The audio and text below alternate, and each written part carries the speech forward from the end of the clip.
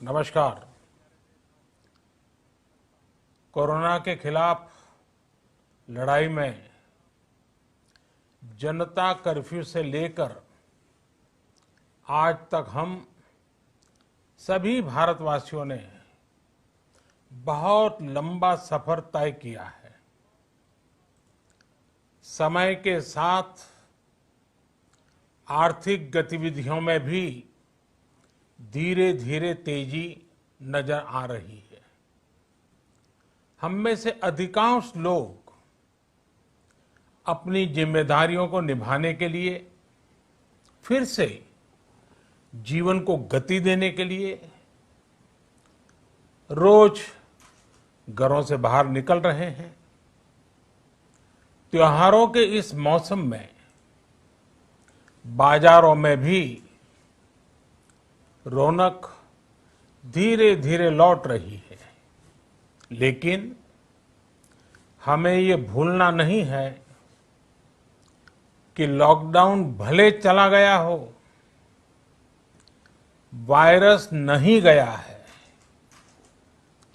बीते 7-8 महीनों में प्रत्येक भारतीय के प्रयास से भारत आज जिस संभली हुई स्थिति में है, हमें उसे बिगड़ने नहीं देना है और अधिक सुधार करना है। आज देश में रिकवरी रेट अच्छी है, फैटेलिटी रेट कम है। भारत में जहां प्रति 10 लाख जनसंख्या पर करीब 5,500 लोगों को कोरोना हुआ है, वहीं अमेरिका और ब्राजील जैसे देशों में ये आंकड़ा 25,000 के करीब है।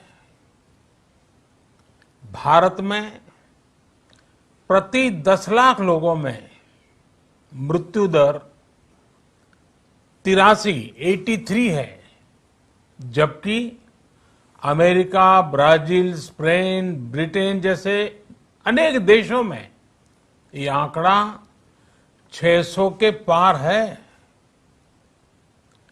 दुनिया के साधन संपन्न देशों की तुलना में भारत अपने ज्यादा से ज्यादा नागरिकों का जीवन बचाने में सफल हो रहा है।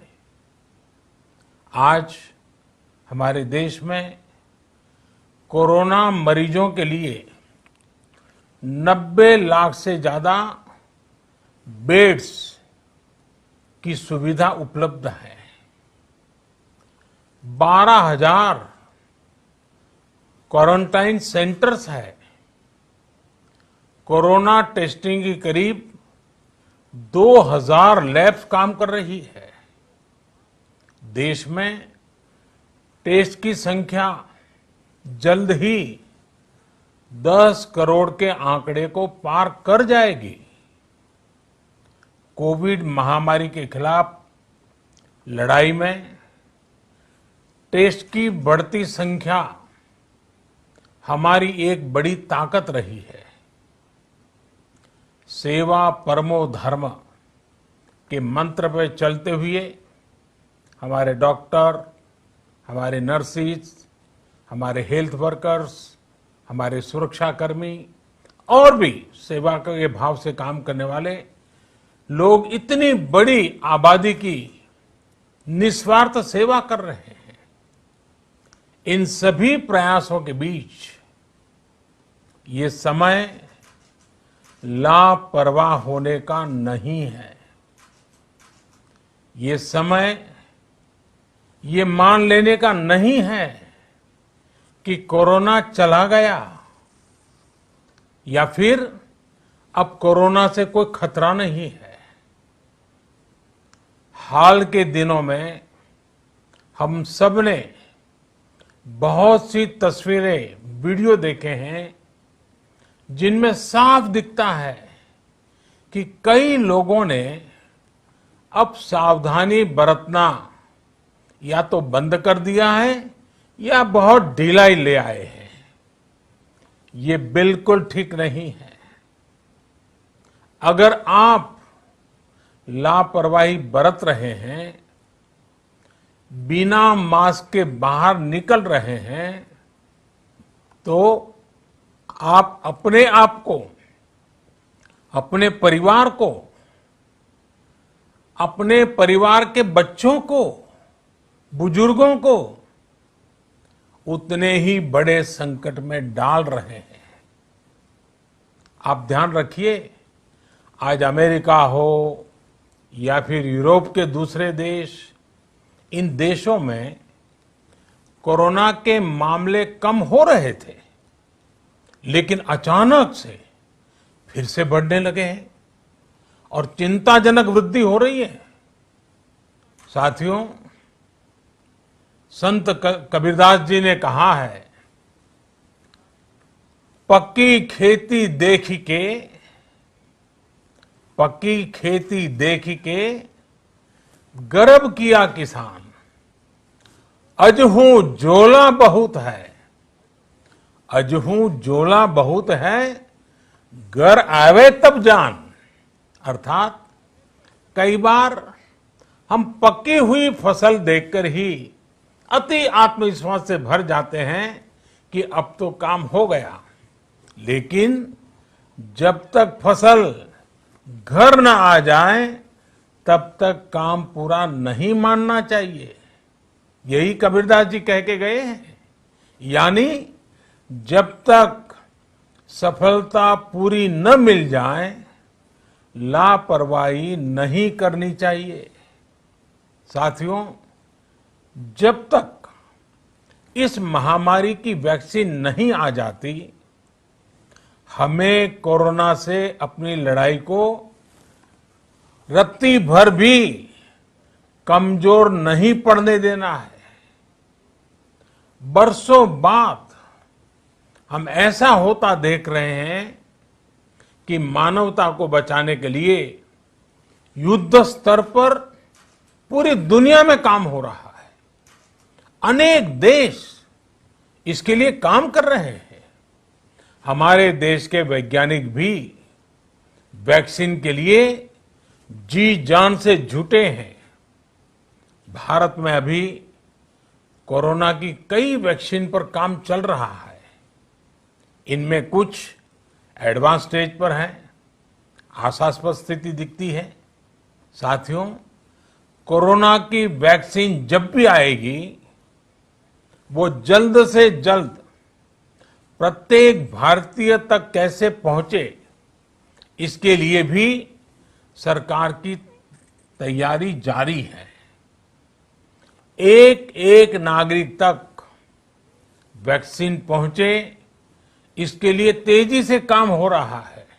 साथियों, रामचरितमानस में बहुत ही शिक्षाप्रद बातें हैं, सीखने जैसी बातें हैं, लेकिन साथ साथ अनेक प्रकार की चेतावनियां भी हैं। जैसे रामचरितमानस में बहुत बड़ी बात कही गई है, रिपु रुज पावक पाप, रिपु रुज पावक पाप, प्रभु अहि गनीय न छोट करी।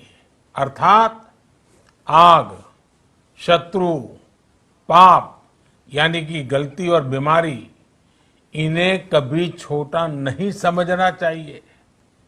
जब तक इनका पूरा इलाज न हो जाए, इन्हें हल्के में नहीं लेना चाहिए। इसलिए याद रखिए, जब तक दवाई नहीं, तब तक ढिलाई नहीं।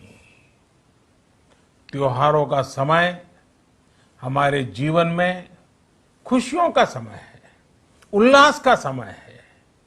एक कठिन समय से निकलकर हम आगे बढ़ रहे हैं। थोड़ी सी लापरवाही हमारी गति को रोक सकती है, हमारी खुशियों को धूमिल कर सकती है। जीवन की जिम्मेदारियों को निभाना और सतर्कता, ये दोनों साथ साथ चलेंगे, तभी जीवन में खुशियां बनी रहेगी। 2 गज की दूरी, समय समय पर साबुन से हाथ धुलना और मास्क लगाना, इसका ध्यान रखिए। और मैं आप सबसे करबद्ध प्रार्थना करता हूं, आपको मैं सुरक्षित देखना चाहता हूं, आपके परिवार को सुखी देना चाहता हूं। ये त्योहार आपके जीवन में उत्साह और उमंग भरे, ऐसा वातावरण चाहता हूं। और इसलिए मैं बार बार हर देशवासी से आग्रह करता हूं। मैं आज अपने मीडिया के साथियों से भी, सोशल मीडिया में जो सक्रिय हैं उन लोगों से भी बड़े आग्रह से कहना चाहता हूं कि आप जागरूकता लाने के लिए, इन नियमों का पालन करने के लिए जितना जन जागरण अभियान करेंगे, ये आपकी तरफ से देश की बहुत बड़ी सेवा होगी। आप जरूर हमें साथ दीजिए, देश के कोटि कोटि जनों को साथ दीजिए। मेरे प्यारे देशवासियों, स्वस्थ रहिए, तेज गति से आगे बढ़िए और हम सब मिलकर के देश को भी आगे बढ़ाएं। इन्हीं शुभकामनाओं के साथ नवरात्र, दशहरा, ईद, दीपावली, छठ पूजा, गुरु नानक जयंती समेत सभी त्योहारों की सभी देशवासियों को एक बार फिर से बहुत बहुत बधाई देता हूं। धन्यवाद।